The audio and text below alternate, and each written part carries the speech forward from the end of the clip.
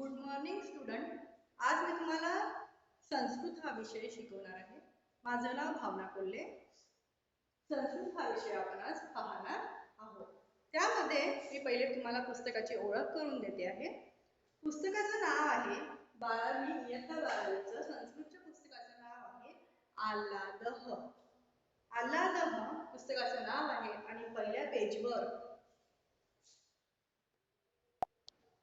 आणि पहिल्या पेजवर कशा कशाचे चित्र आपल्याला दाखवलेले आहे. लेणी आहे, काही नाणी आहे, काही लेण्या आहे. हे ऐतिहासिक आपल्याला दाखवलेलं आहे. त्या या पुस्तकाच्या पहिल्या पेजवरून आपल्याला लक्षात येते की पुस्तकामध्ये काय लेखन शैली कशी असणार आहे. पुस्तकाची ही लेखन शैली ही संस्कृतीवर आधारित असणार आहे असं यांनी पहिल्या पेजवर सांगितलेलं आहे. शेवटच्या पेजमध्ये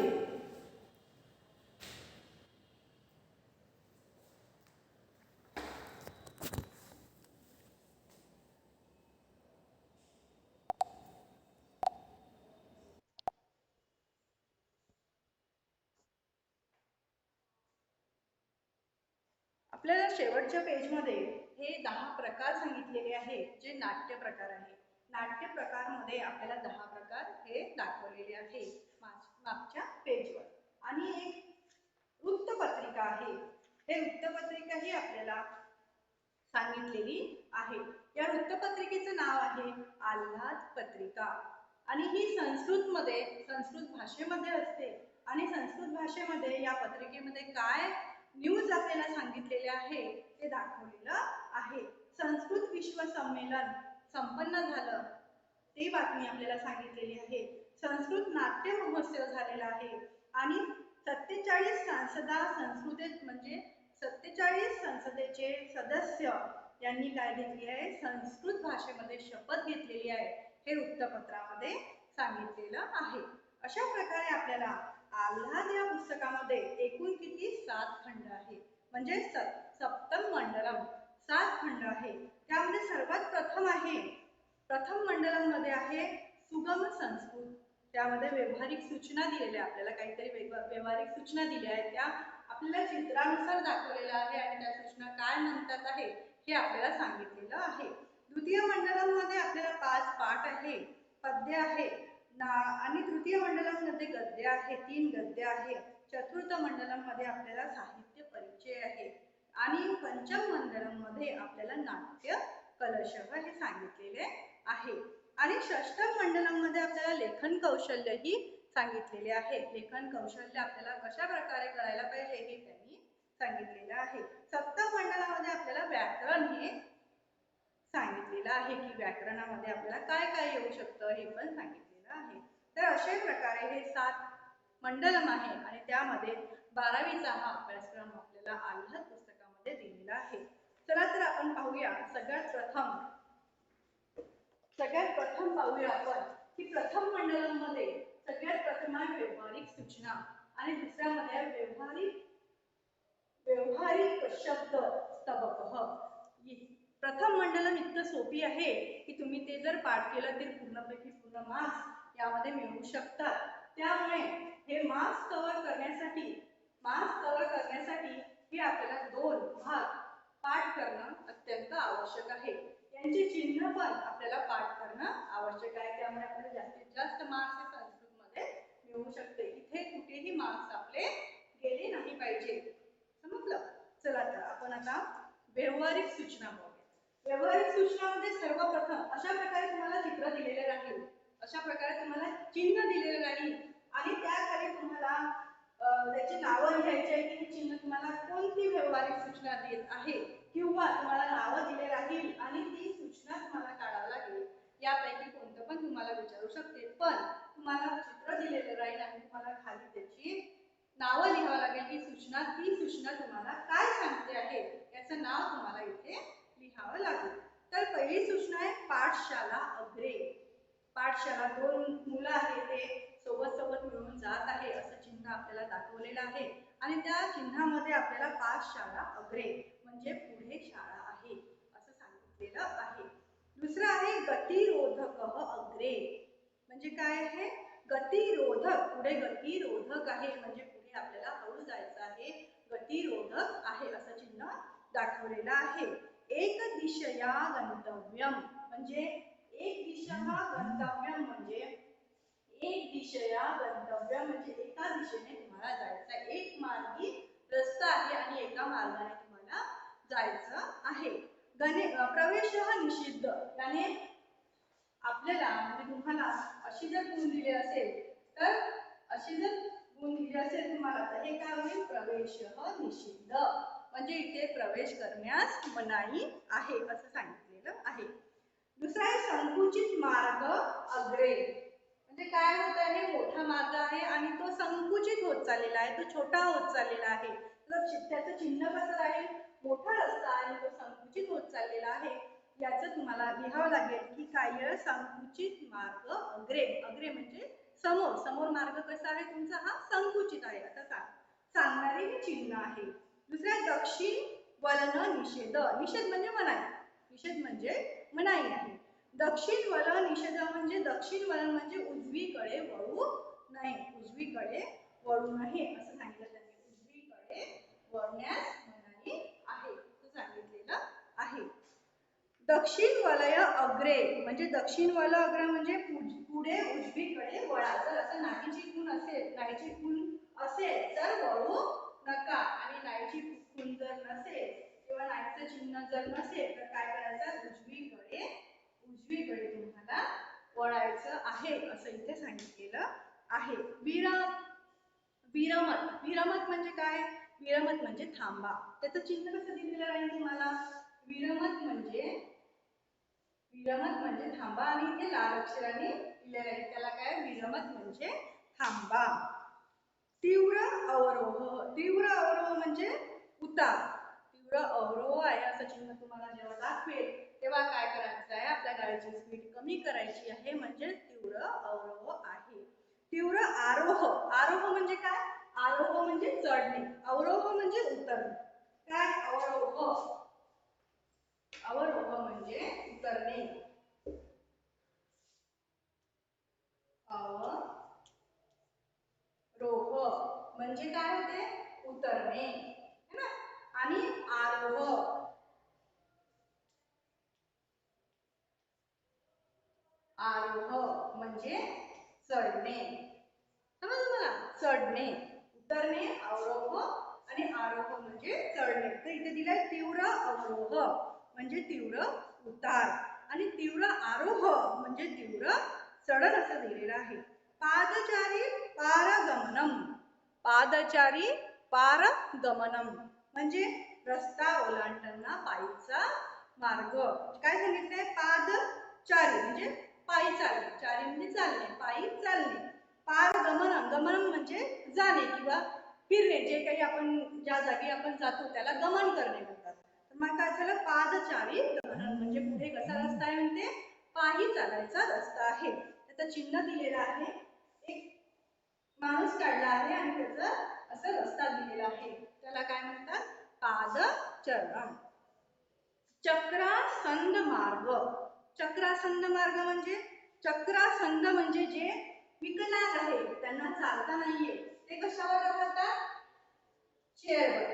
कशावर, व्हील चेअरवर राहतात आणि व्हील चेअरला काय म्हटलं इथे, चक्रासंद मार्ग म्हणजे अपंगासाठी हा मार्ग आहे असं सांगितलेलं आहे. निवर्तनम निषेधम, निवर्तनम निषेधम म्हणजे काय सांगितलं आहे, हे शब्द तुम्हाला लक्षात ठेवायचे आहे की कशाला कोणता शब्द वापरलेला आहे, त्यामुळे तुम्हाला चिन्हानुसार लक्षात राहील. निवर्तनम निषेध म्हणजे, निवर्तन म्हणजे गोल फिरून तुम्हाला जाण्यास काय आहे, निषेध म्हणजे तुम्हाला मगाशी सांगितलं मी, मनाई. निषेध म्हणजे काय सांगितलं तुम्हाला, मनाई, गोल फिरून जाण्यास काय आहे तुम्हाला, मनाई आहे. अवधानम दत्त, अवधानम दत्त म्हणजे लक्ष द्या की समोर काही असेल, गड्डा असेल तर आपण पळू शकतो, तर इथे चिन्ह दिलेलं आहे पहिलेच की काय, अवधानम दत्त म्हणजे तुम्ही लक्षपूर्वक चला. यान स्थापन निषेधम, यान स्थापन निषेध म्हणजे आपण नो पार्किंग, कसं चिन्ह राहते नो पार्किंगचं, चिन्ह कसं राहते नो पार्किंगचं, सर्कल पी जर असेल तर तिथे काय राहील पार्किंग आणि नो पार्किंगला काय राहील निषेध म्हणजे इथे शब्द यान स्थापन निषेध यान म्हणजे वाहन स्थापन म्हणजे इथे स्थापन म्हणजे इथे ठेवायचं नाही समजलं ना नो पार्किंग म्हणजे यान स्थापन निषेध आता नंतर आहे ऊर्जा संरक्षण ऊर्जा संरक्षणाचं चिन्ह कसं राहील ऊर्जेचं बर ब्राईन आणि तिथे काय करायचं तुम्हाला की ते आपण ऊर्जा संरक्षण करतो आहे असं तिथे चिन्ह राहील पादरक्षे निष्कासयत पादरक्षे म्हणजे पाद पात्रे निष्कासयत म्हणजे काढा पाद पात्रे इथे काढू नका तुम्हाला कोणतंही चिन्ह हे क्रॉस जर दिलं नाही तर ते निषेध किंवा करू नये असं राहील खाद्यपेय निषेध खाद्यपेय निषेध म्हणजे इथे खाण्यापिण्यास मनाई आहे खाद्यपेय निषेध खाण्यापिण्यास काय तिथे मनाई आहे तर ते चिन्ह कसं राहील खाण्यापिण्याच्या वस्तू राहील आणि त्याला काय राहील क्रॉस राहील तर ते काय राहील खाद्यपेय तिथे खाण्यास मनाई आहे तिसरा आहे चलभाषा निषेध चलभाषा निषेध म्हणजे चलभाषा म्हणजे मोबाईल काय आहे चलभाषा म्हणजे मोबाईल वापरण्यास काय आहे निषेध आहे मनाई आहे धूम्रपान निषेध धूम्रपान करण्यास पण निषेध आहे है ना तुम्हाला चिन्ह कसं राहील धूम्रपानाचं चिन्ह कसं राहील तुम्हाला धूम्रपान निषेध धूम्रपान करण्यास मनाई आहे ध्वनी प्रेक्षक निषेध ध्वनी निपेक्षणास मनाई आहे ध्वनी करण्यास काय आहे मनाई आहे तर तिथे चिन्ह कसं देईल तुम्हाला ध्वनी काढला राहील एक ध्वनी काढला राहील आणि ते काय राहील त्यासाठी काय आहे मनाई आहे असं त्यांनी सांगितलेलं आहे ध्वनीसाठी तुम्हाला काय राहणार आहे मनाई राहणार आहे निष्ठी वन निषेध निष्ठी म्हणजे थुंक निष्ठी म्हणजे काय थुंक म्हणजे थुंकण्यास तुम्हाला काय मनाई आहे निष्ठीवन म्हणजे थुंकण्यास तुम्हाला मनाई आहे अवकरम पात्रे शिपत म्हणजे अवकरम म्हणजे कचरा अवकरम म्हणजे काय कचरा आणि अवकरण पात्रे म्हणजे काय होता कचरा कुंडी म्हणजे काय करायचं तुम्हाला कचरा कशात टाकायचा आहे कुंडीत टाकायचा आहे शिपत म्हणजे टाका तुम्हाला काय करायचं आहे कचरा कुंडीत कचरा हा टाकायचा आहे कचऱ्याला काय म्हणावं लागेल मग अवकरम है ना आवल्य तिष्ठत आवल्य म्हणजे एका रांगेत उभे राहा असं जर चिन्ह तुम्हाला दिलं असेल तर तुम्हाला इथे काय करावं लागेल एका रांगेत उभं राहावं लागेल असंकटम किंवा अत्याहितम संकटम म्हणजे संकट धोका आहे असं चिन्ह दिलेलं आहे स्पर्श निषिद्ध म्हणजे तिथे स्पर्श करणे हे यास मनाई आहे तर स्पर्श निषिद्ध निषिद्धचा याला प्रत्येक याला काय राहणार आहे तुम्हाला चिन्हाला क्रॉस राहणार आहे है ना नुदत नुदत म्हणजे ढकलणे कोणती वस्तू आपण ढकलत आहे तर त्याला काय म्हणू आपण नुदत काय म्हणणार आहे त्याला नुदत म्हणजे ढकलणे इथे ढकलणे काय म्हणते काही ढकललं त्याला काय म्हणू आपण नुदत आकर्षक म्हणजे आकर्षक म्हणजे ओढणे आपण एखादी वस्तू कोणती ओढत आहे तर ती काय होईल आकर्षक आपत्कालीन मार्ग आपत्कालीन मार्ग म्हणजे काय होतो संकटकालीन मार्ग की जेव्हा आपल्याला वाहनात असो आपण कुठे असो जेव्हा आपल्याला आपत आली किंवा आपल्यावर कोणतं संकट आलं तर आपल्याला काय हवी आहे एक आपत्कालीन मार्ग हवा आहे की जेणेकरून आपण बाहेर निघू आणि आपण काय राहू सुरक्षित राहू अशा प्रकारे आपत्कालीन मार्ग कसं राहील ते आपत्कालीन मार्ग एक खिडकी दाखवल्या जाईल तुम्हाला आणि त्या खिडकीतून तो एक मनुष्य बाहेर पडतो आहे त्याप्रमाणे आपत्कालीन मार्ग राहणार जल संरक्षण काय जल संरक्षण म्हणजे जल आपल्याला काय करायचं आहे संरक्षण करायचं आहे अशा प्रकारे तुम्हाला प्रत्येक चिन्ह दिलं राहील आणि त्याचे नाव आपल्याला तिथे लिहायचे आहे खूप साधी सोपी आहे हा लेसन की तुम्हाला करायला काही अवघड नाही आहे फक्त तुम्ही एक पेज घ्यायचं त्याच्यामध्ये चिन्ह काढायचे चिन्ह काढल्यानंतर त्याला काय म्हणतात ते लिहून काढायचं म्हणजे तुमच्या लक्षात राहील की ते कोणत्या चिन्हाला काय म्हटलं आहे त्याप्रमाणे आपण हे प्रथम मंडलातलं व्यवहारिक सूचना ह्या पाहिलेल्या आहेत. आता व्यवहारिक शब्द व्यवहारिक शब्द स्तबक व्यवहारिक शब्द स्तबक ते काय आहे? व्यवहारिक शब्द स्तबक व्यवहारिक शब्द स्तबक व्यवहारिक शब्द स्तबक म्हणजे गुच्छ. जसे 11वीचा क्लास आहे किंवा 12वीचा क्लास आहे तर तिथे मुलं आहे भरपूर आणि त्याचे पाठ पाडले अ ब क ड असे. तर ते काय झालं काय झाला हा पूर्ण मुलांचा एक क्लास झाला. त्याला काय म्हणू आपण है ना म्हणू गट म्हणतो. ते पूर्ण जो गट झाला तो काय झाला एक स्तबक झाला एक गुच्छ झाला. कशाचा 11 क्लासचा हा एक गुच्छ झाला. त्याचप्रमाणे काही शब्दाचे जे समूह असतात काही शब्दाचे जे गुच्छ असतात स्तबक असतात ते आपण इथे पाहणार आहोत. जसं प्रथम आहे वाद्यम म्हणजे सर्वात प्रथम कशाची नावं पाहू आपण? वाद्याचे. कशाचे पाहू? वाद्य.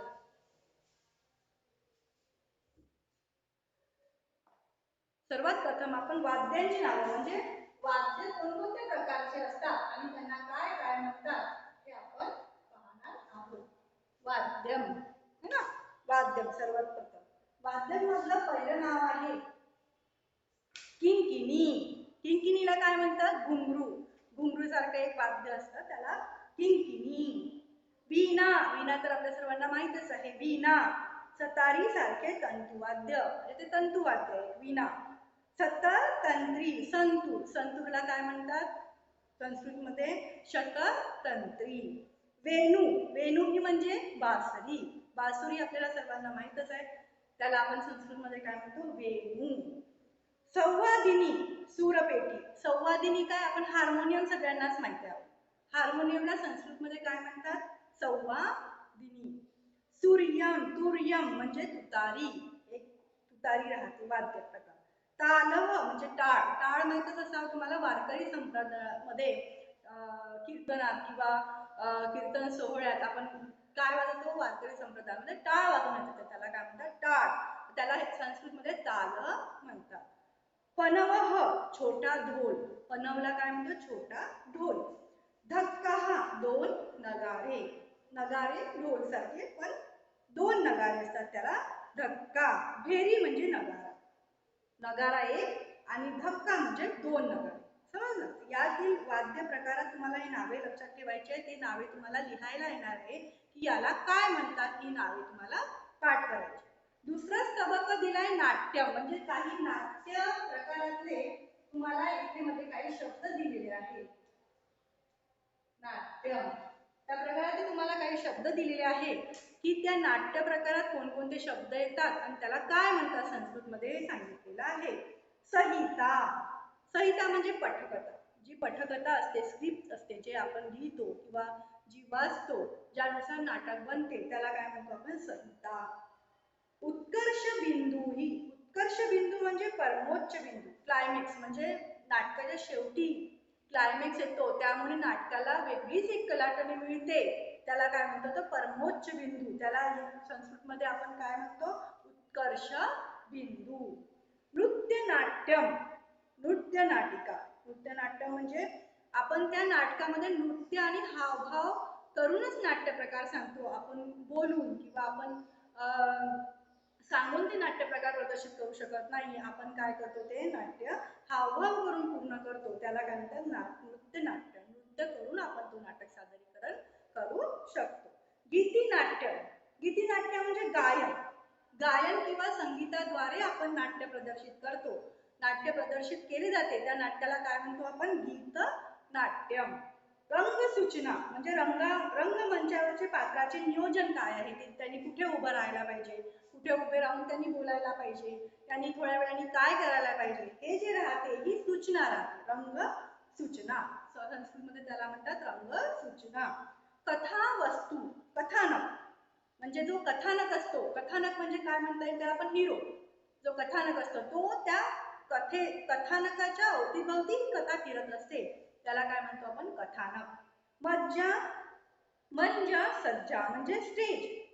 रंगमंचांची जी मांडणी असते रंगमंच जो आपला सजवला जातो त्याला काय म्हणतो आपण? रंगसज्जा. रंगशाला, सिनेमागृह तर तुम्हाला माहित असेलच, त्याला काय म्हणतात? रंगशाला. सूत्रधारः, दिग्दर्शक, जो आपलं नाटक तयार करतो, जो अरेंजमेंट करतो त्या नाटकाची पूर्ण, त्याला काय म्हणतो आपण? सूत्रधारक. नेपथ्यगृह, नेपथ्यगृह म्हणजे काय आहे? पडद्यामागील जागा. जी पडद्यामागे जागा असते तिथे जे कलाकार असतात ते उभे असतात आणि ज्यांचं नाट्य प्रदर्शन असतात ते समोर येतात आणि त्याच्या मागे ते उभे असतात किंवा ते काय करतात? तयारी करतात. ते म्हणजे काय झालं? हे नेपथ्यगृह झालं. म्हणजे ते रूम, प्रत्येक नाट्यगृहाला ही एक रूम असतेच. कशाला? नाटककार किंवा ते तयारी करतात आणि सादरीकरण करण्यासाठी जे पूर्व तयारी करतात ते त्यासाठी काय असतात? त्याला काय म्हणतात? नेपथ्यगृह. तृतीय स्तबक आहे क्रीडा. काय आहे? तृतीय स्तबक काय आहे? क्रीडा. क्रीडा, तृतीय स्तबक आहे क्रीडा. ठीक आहे, तर आपण एवढं पाहू. वाद्य आणि नाट्यम याच्यामधले आपण सर्व शब्द पाहिले, ते तुम्हाला पाठ करायचे आहे आणि कशाला काय म्हणतात ते हे करून लिहून आपल्याला ते पाठ करून ठेवायचे आहे. त्यानंतर आपण पुढच्या पाठामध्ये तृतीय स्तबक क्रीडा, चतुर्थ स्तबक शिक्षण आणि पंचम स्तबक कला हे आपण